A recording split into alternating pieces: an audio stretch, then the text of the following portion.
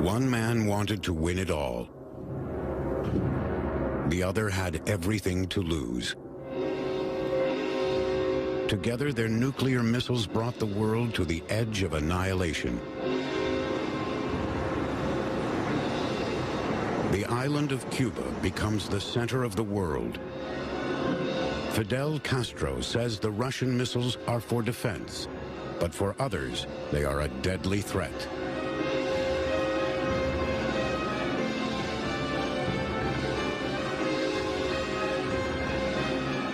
For 15 days in October 1962, the world is on edge. Will it be a countdown to World War III?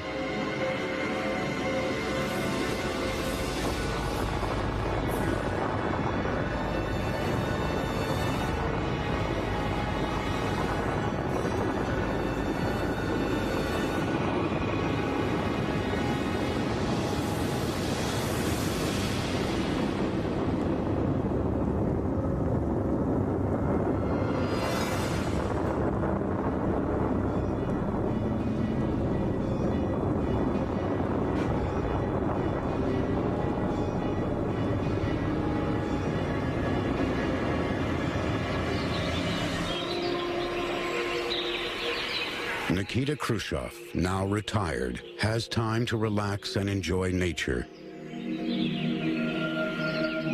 But when he ruled the Soviet Union, it was a superpower, and his actions affected the world. Now his world is one small garden. Not long before he died, he reflects on his motives and behavior during the Cuban Missile Crisis. Kennedy and I are different people. I used to be a miner, a working man.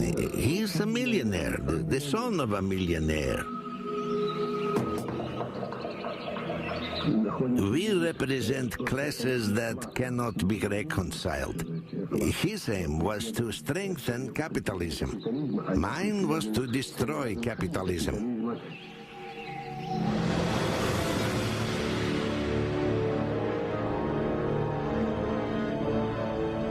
The planet Earth, 4 billion years of life.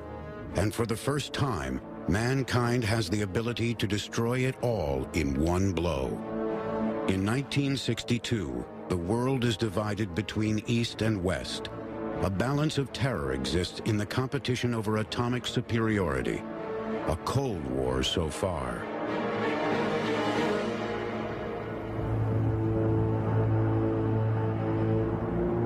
A U-2 reconnaissance plane is on a special mission authorized by President Kennedy.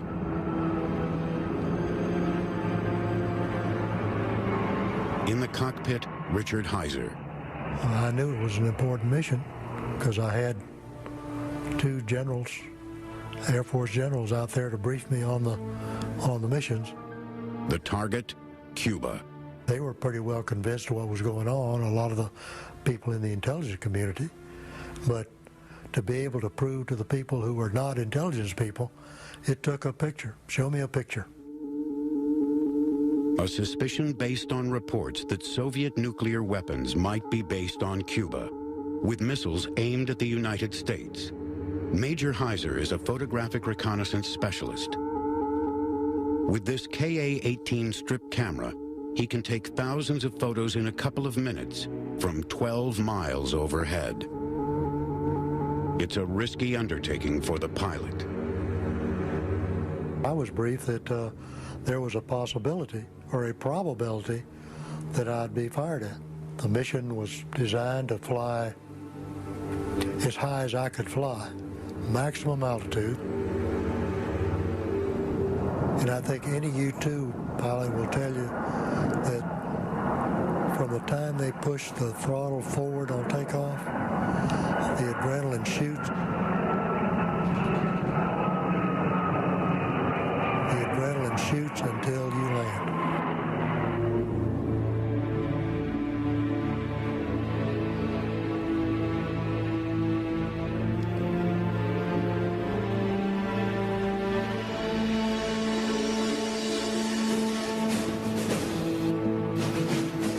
For some, it was hard to believe the Soviets would take such a risk.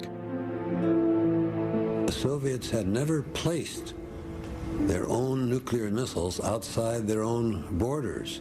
They were highly secret weapons that they feared might fall into the hands of the United States and the West. They were highly dangerous weapons, and they did not want those weapons to come under the control of anyone else. The photo analysts work overtime. There's 3 miles of film, thousands of photographs to be developed and evaluated. They're searching for a needle in a haystack, looking for tiny clues visible only with a microscope.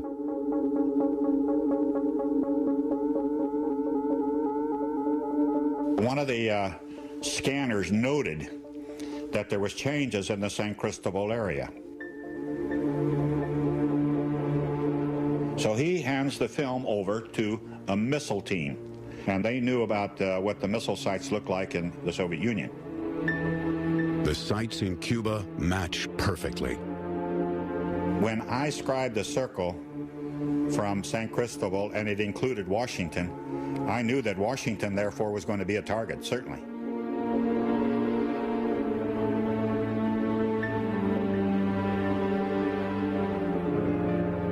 No doubt about it. I knew that this was going to be not only historic, but possibly a confrontation between the United States and the Soviet Union. These pictures will change the world. Nuclear weapons are at the doorstep of the United States.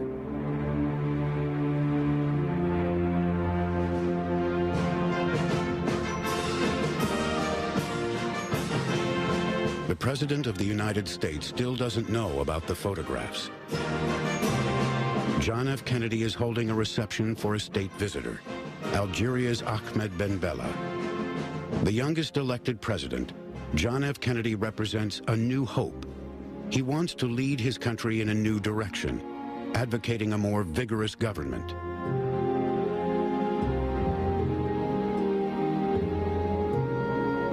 Along with his wife, Jackie, he represents a new generation in America.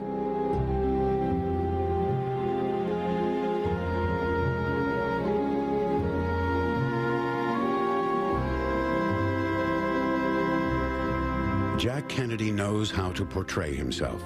He understands the powerful effect of images.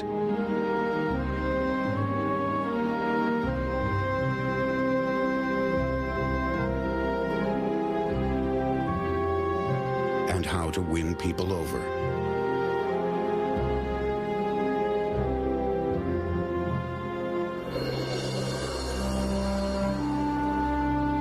This evening, all is still quiet at the White House. Now, it just so happened this was election period, and the president was upper New York state campaigning, and he wasn't going to get home until later that night. George Bundy decided that let the president have a good night rest, and then we'll tell him. It would be his last good night's rest for a while.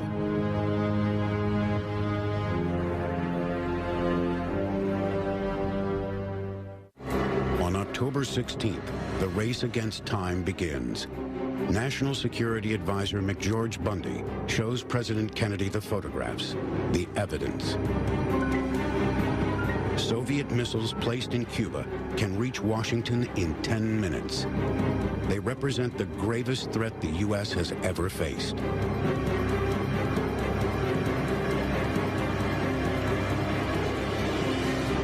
Total shock. Why in God's name would the Soviets do such a thing? They must have thought we would react. At least that was our feeling. Why did they do it? Total shock.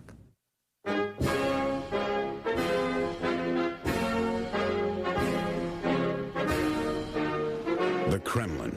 For centuries, it has been the symbol of power in Russia, where czars have lived and where Soviet leaders have ruled.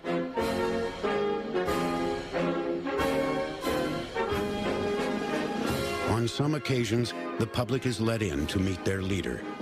like this reception for workers and farmers from the Ukraine.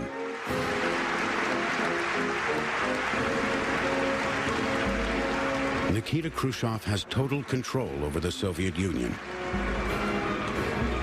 He's determined that his country will flourish once again, that communism will ultimately triumph over capitalism.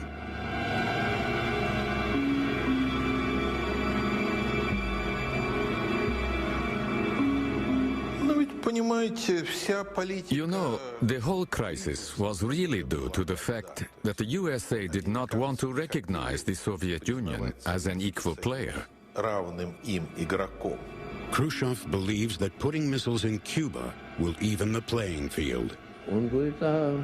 He replied, "What's so special about that? You Americans have surrounded our entire country with missiles. You have missiles in Turkey, in Italy, and England. Why can't we do the same thing?" 45 American nuclear Jupiter missiles positioned in Turkey and Italy are close to the Soviet sphere of influence.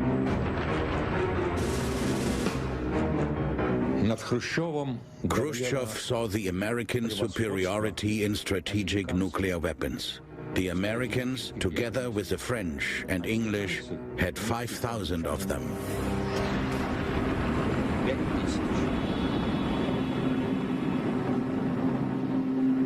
And we had 300 nuclear warheads.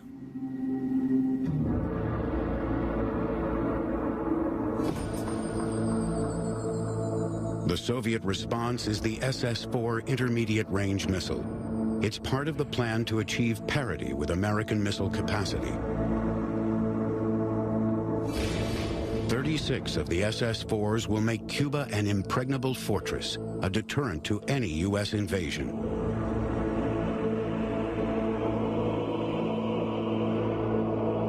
Six missiles with nuclear warheads, each missile as powerful and deadly as 66 of the bombs dropped on Hiroshima.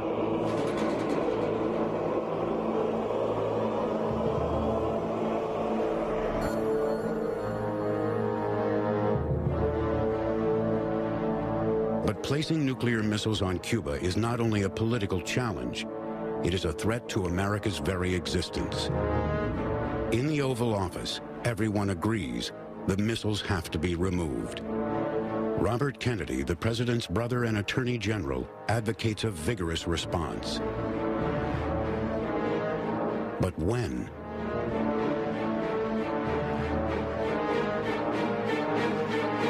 We had a time advantage as long as the Soviets did not know that we knew.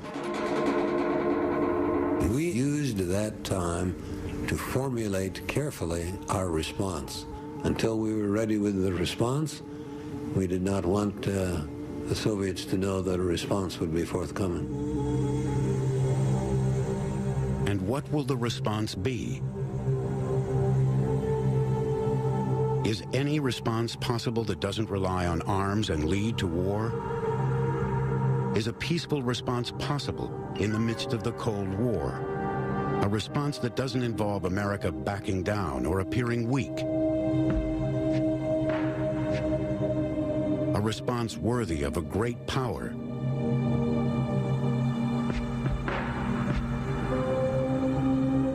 A response that preserves life and the planet,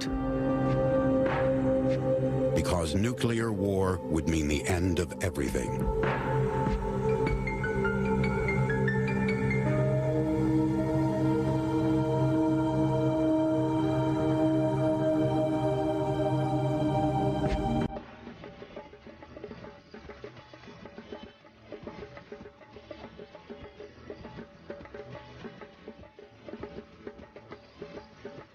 Castro and Cuba appear confident. Havana has broken off all ties with the United States, the imperialist arch-enemy across the ocean.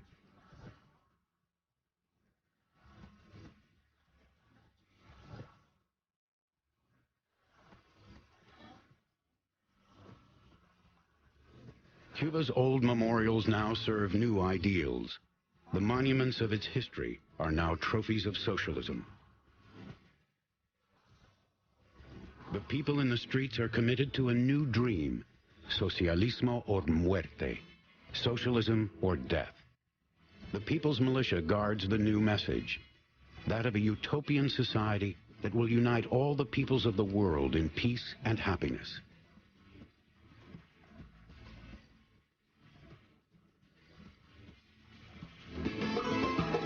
Cuban children are taught the basic tenets of revolution. Colorful picture books record the victory of the revolution over the corrupt Batista regime, the March on Havana, and victory at the Bay of Pigs, the attempted U.S. invasion.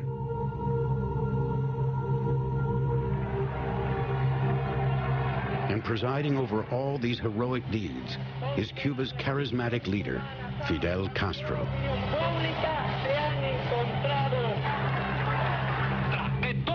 De los revolucionarios, de los patriotas, será la misma suerte, y de todos será la victoria, y nuestra, de todos, patria o muerte, venceremos.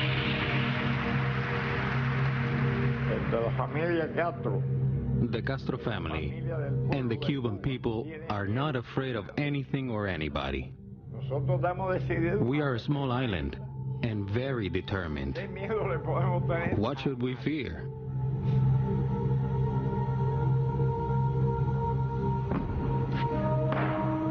But the Cuban people aren't aware yet of what's happening on their island. That soon women, students, workers, office clerks will be called to arms.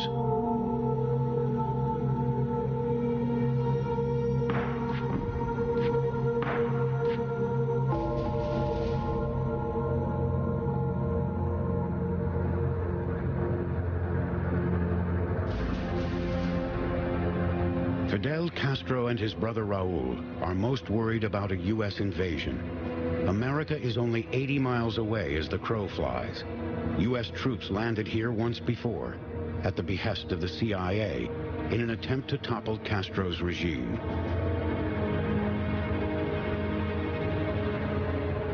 So constant vigilance is the mission of this island nation, the way to preserve Cuba.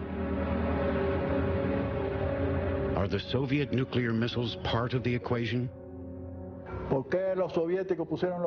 did the Soviets place missiles here?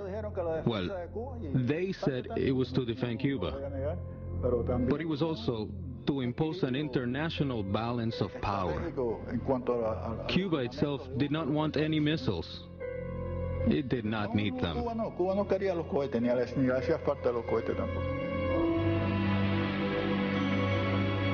And yet Castro agrees to accept the missiles to serve the cause of world revolution. For 2 months now, merchant ships have been docking at the port of Mariel, loaded with missile components, tanks, planes, and thousands of soldiers.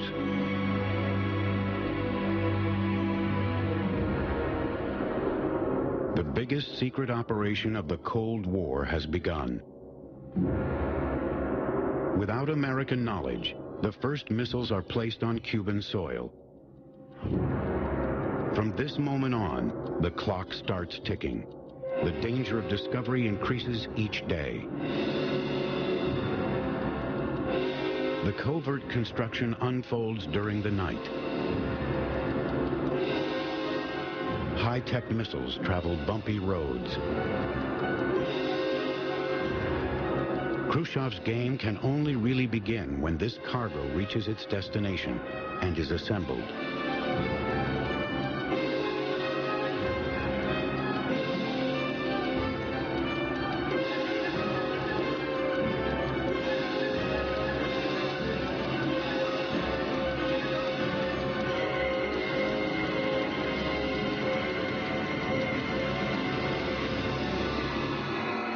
The sandy path behind the city of San Cristobal turns into a nuclear highway.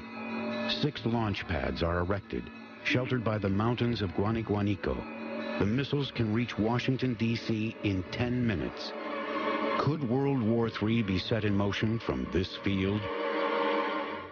On On this day, the Soviets and the Cubans do not realize that overhead, another American reconnaissance aircraft is in the air, taking new photographs, gathering new evidence.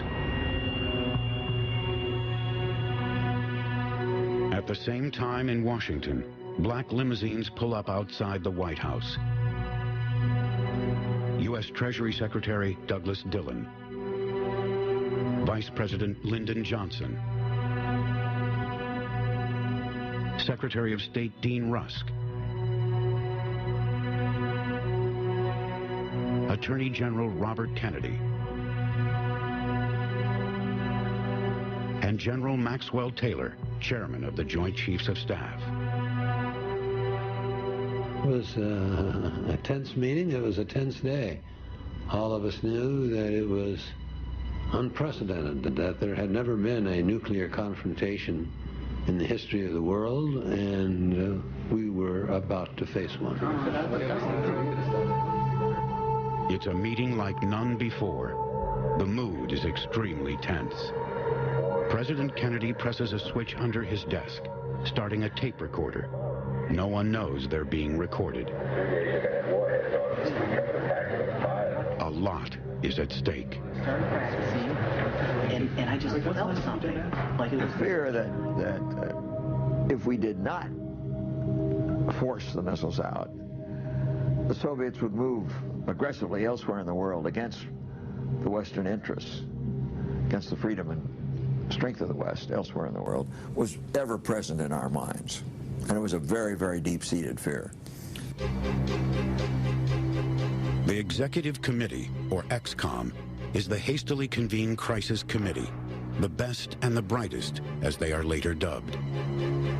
The reconnaissance photographs are analyzed. The men focus on one question: when will the Soviet missiles become operational? Within a week, the experts estimate. Is that enough time to respond? And what should that response be? An invasion? A bombing raid? Diplomacy? Or a blockade of Cuba? Only one thing is certain: the missiles have to go. But can that be achieved without war? People around the table became weary, frustrated, fearful, sometimes emotional, understandably so. It was an emotional moment in our lives and in the life of our country and our planet. They have to find an answer, but secretly, for Moscow still doesn't know how much the United States knows. The Kennedy team has to use this time wisely. All arguments should be considered. Repercussions are debated. There was a very serious risk of Soviet pressure on Berlin. They tried it in 1961, in the fall, and we were concerned. Many believed that if we didn't force those missiles out, they would try it again in 1962 or 63. It was a major concern of ours.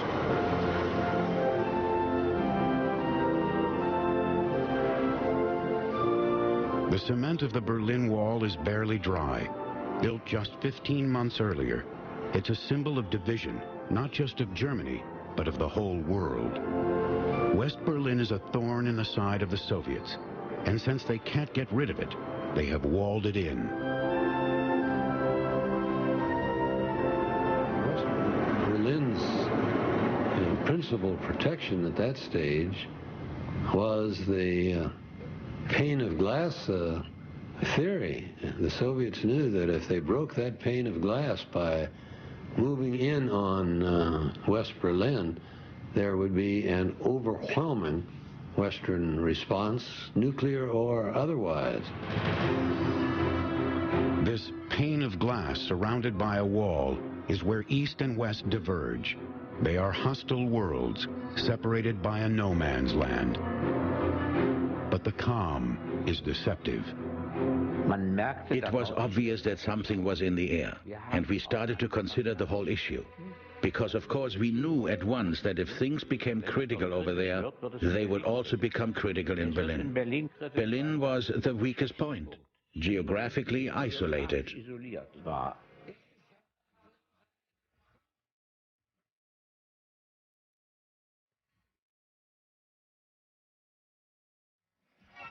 West Berliners are accustomed to living with this threat and react with their own brand of dry humor. They also see themselves as islanders on an island of affluence. But they are at the mercy of the reverberations of international politics. When elephants start dancing, it's best for mice to step aside.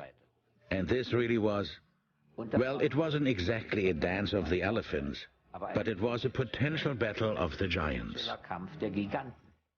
It makes sense for everyone to stay quiet and keep out of the way, in the hope of not being trampled to death in the middle.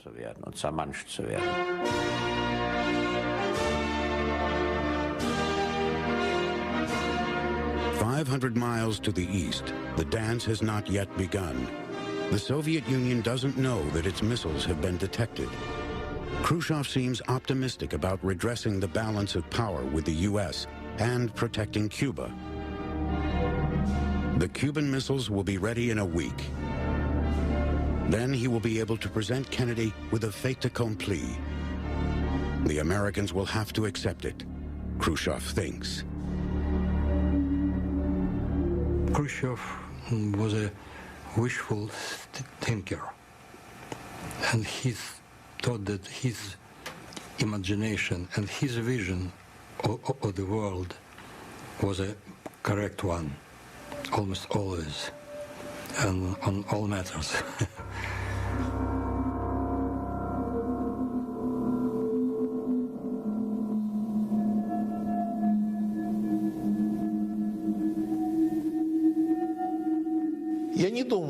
I don't think my father understood the mentality of the Americans. He didn't think the White House would risk war because of those missiles.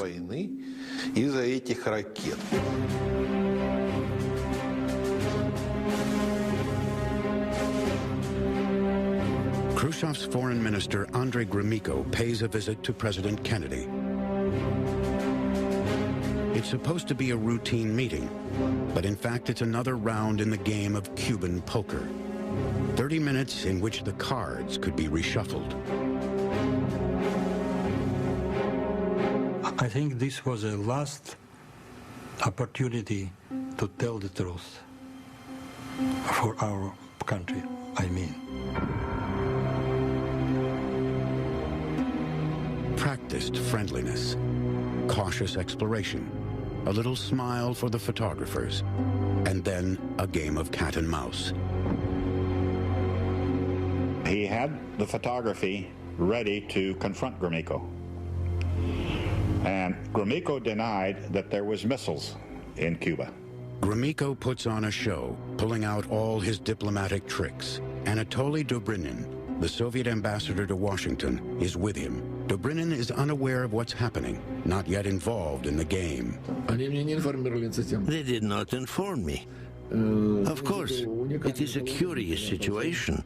If the ambassador knows nothing of an issue that defines the relationship between the two countries at that moment. Khrushchev's missile plan is top secret. Orders are that nothing can be admitted. But he made everything to move Gromyko to the confession. Of course, Gromyko had no instruction, and he was not a man who was act without instructions. Kennedy, from that moment, was absolutely right not to trust any statement on the part of Kremlin. And the president then said, "That lying bastard." And he wouldn't have anything to do with Gromyko after that. Kennedy keeps his trump card secret. The photos remain in his desk drawer for now.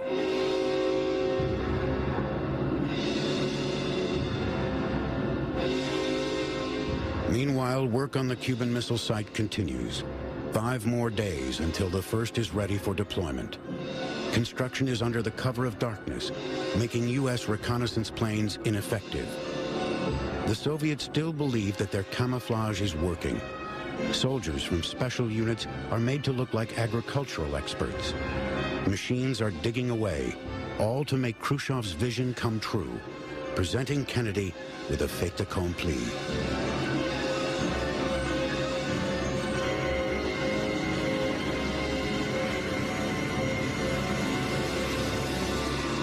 From these launch pads, 36 nuclear missiles, with a total explosive force of 2,400 Hiroshima bombs, target the U.S. On the surface, it's business as usual. President Kennedy campaigns for Democrats.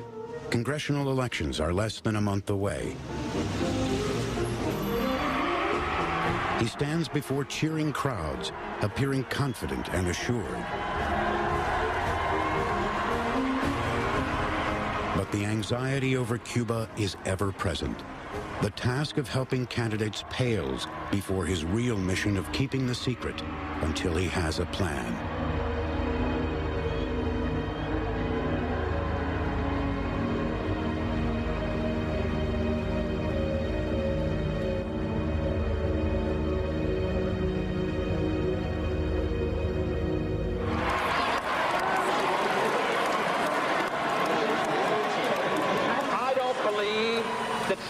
Should pay too much attention to what candidates say in the last 4 weeks of election.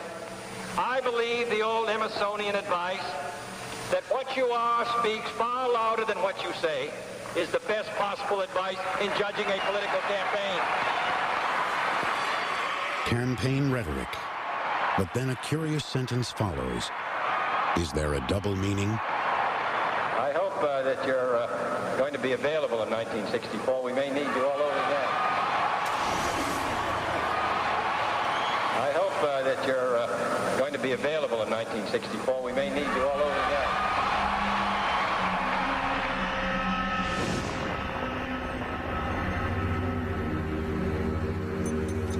Although the election campaign is in full swing, reality is catching up with Kennedy.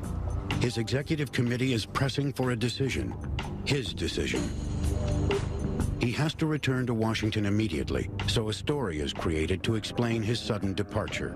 Last night in Chicago, the assistant White House physician, Dr. George Berkeley, noticed that the president's voice was very husky. This morning, when he examined the president, he found the president had developed a slight temperature and that he was suffering from a minor upper respiratory ailment. It's been suggested that national security affairs were possibly one of the reasons for the president returning. Is there any truth in this? The president returned because of his cold and because of the advice of his doctor.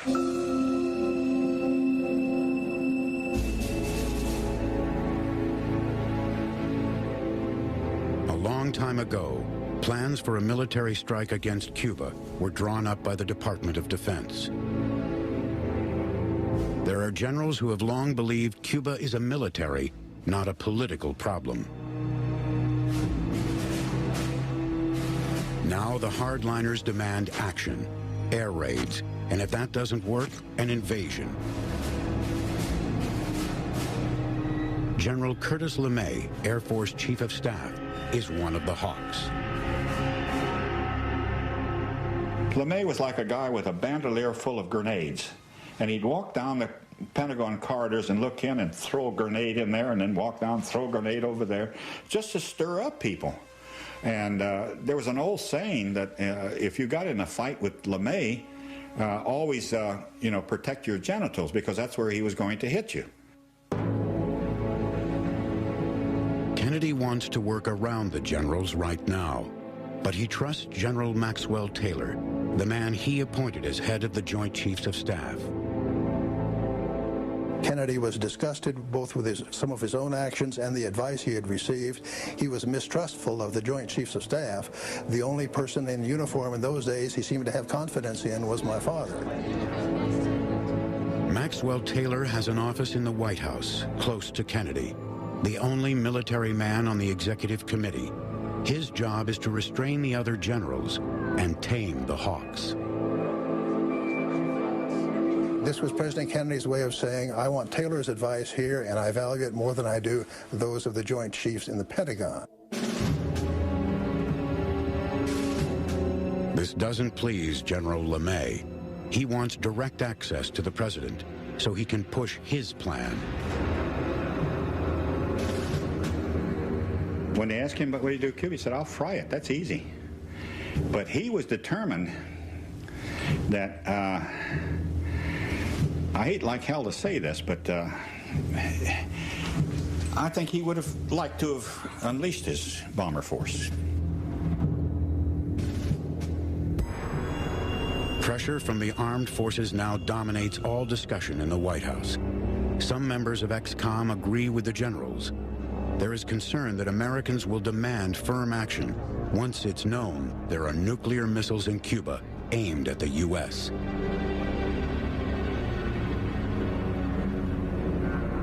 Kennedy and his brother want a resolution that avoids immediate armed conflict.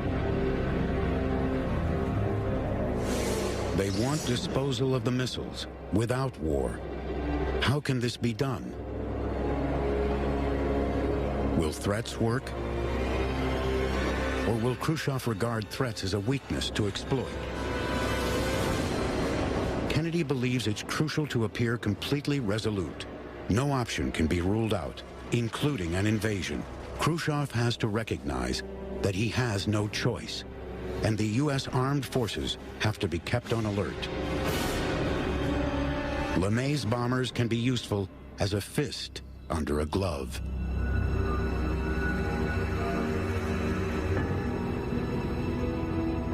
Within the executive committee, one idea is gaining popularity. It's an unusual scheme, using U.S. ships in a blockade of Cuba. No shots will have to be fired, at least initially. Put the ball in Khrushchev's court. Put the decision to him as to whether to go further up the ladder of escalation. We did not wish to do so. We did not want to drive him into a corner where his only choice was humiliation or escalation. Hundreds of U.S. Navy vessels can form a ring around the island, preventing Khrushchev's ships from reaching Cuba. It can be a first step, but will it be enough? A blockade, even if, as it would be expected, it would be fully effective in stopping any introduction of new weapons, it wouldn't itself, alone, do anything about getting rid of the weapons that were already in Cuba. The U.S. armed forces have to prepare for all military options against Cuba, as the quarantine could fail. 250,000 men, hundreds of tanks, more than 1,000 aircraft are readied. Florida is put in a state of emergency, although it's officially labeled a practice maneuver. How long can all this be kept a secret from the public? It was an armed camp. It was absolutely bristling with everything we had, and I was confident that if we did make the decision to invade Cuba, that we could do so successfully.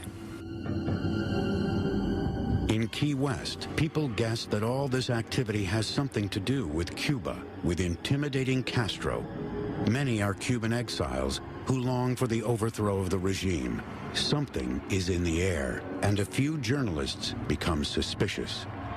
One of the major newspapers of the country indicated that they had knowledge that we had photographs of missiles in Cuba, Soviet missiles in Cuba, and that they were planning to announce that. And the president then did something that was very unusual. He called the publisher and asked him not to publish that information. The publisher complies with the request. That's the only time that has happened in the 7 years I was secretary. But one reporter in Washington follows a lead. We went to a place in Georgetown in Washington called the Carriage House. And there I saw a group of people I knew from the State Department high-level officials in the areas of the Caribbean, which would include Cuba, of course. I had immediate suspicion, so I went over to them and said, "Hi, fellas. What are you all doing together on a Sunday after evening, sitting around here having dinner together?" And they all turned green. They wouldn't tell me anything, but I went back home and I made a lot of phone calls around to people I knew and came to the conclusion that there were indeed offensive missiles, potentially nuclear, in Cuba by the Soviets. I called New York, talked to the desk at the New York Herald Tribune, my paper, and dictated a story. So as far as I know, that was the first hard story that there were indeed missiles in Cuba. Time is running out. News is leaking. Kennedy has to make what will be the most important speech in his life. President Kennedy will address the nation tonight on radio and television on a subject of the highest national urgency. The White House asked for the time shortly after noon today.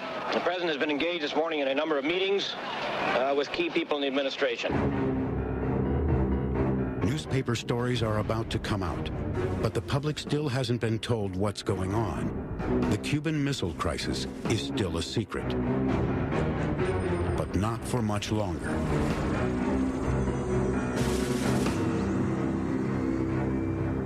The White House is besieged by the press. Reporters from the Soviet Union are also invited for the first time in years. They will experience the drama of this historic moment firsthand.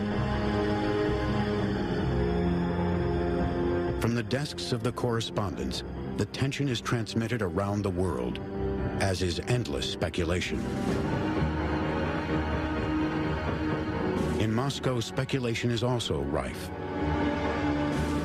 Khrushchev is alerted by the Foreign Ministry, and the leading figures in the Communist Party are quickly assembled.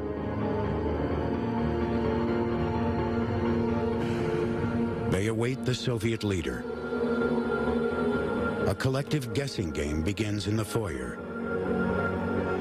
Have the missiles in Cuba been spotted?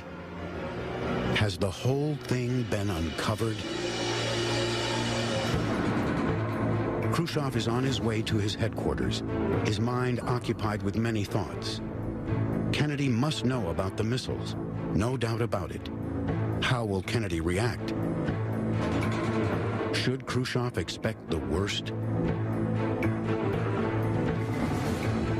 If the American president gives in to pressure from his armed forces and mounts an attack on Cuba, then an invasion of 250,000 American troops could be stopped with one atomic bomb. Then the Americans would be dead.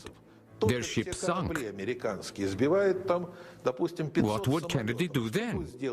He would deploy his own nuclear weapons. But then what? The United States is unaware that a short-range nuclear weapon is already in place on Cuba. Unlike the big bombs, these are tactical weapons designed for the battlefield. They're called Lunas. They can be used to eliminate thousands of attackers in one stroke. Could the Lunas trigger World War III? The Americans didn't know. They didn't know anything about those tactical nuclear weapons on Cuba. If they had attacked, I believe the commander of our forces there, General Pliev, would have used those weapons.